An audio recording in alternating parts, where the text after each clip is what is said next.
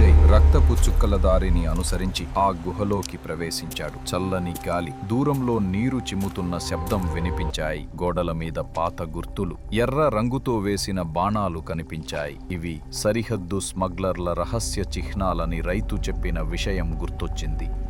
లోపల ఒక రహస్య గదిలో పెట్టెలు కుప్పగా ఉన్నాయి. వాటిల్లో గుట్కా ప్యాకెట్లు, అక్రమ సిగరెట్లు, కొన్నింటిలో తుపాకులు కూడా ఉన్నాయి. అప్పుడే ఒక వాయిస్, విజయ్, ఇక్కడికి రావడం నీకు చివరి తప్పు అవుతుంది. ఆ వ్యక్తి ట్రిగర్ నొక్కగానే గుహ గోడ కూలిపోయింది. ఆ గోడ వెనక రహస్య టన్నెల్ తెరుచుకుంది. ఒక్కసారిగా లోపల ఎవరైనా కదిలిన శబ్దం వినిపించింది. విజయ్ గుండె వేగంగా కొట్టుకోవడం మొదలైంది.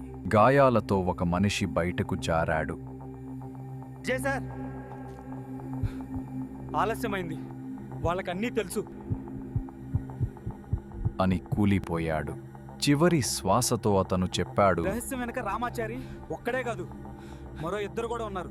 అందులో ఒక్కడి పేరు రమేష్, మరో ఒక్కరి పేరు నందరాజు. ఇలా ముగ్గురు పార్ట్నర్స్. ఇది పెద్ద నెట్వర్క్ ఉంది. కానీ నందరాజు బ్రతికే ఉన్నాడు సార్.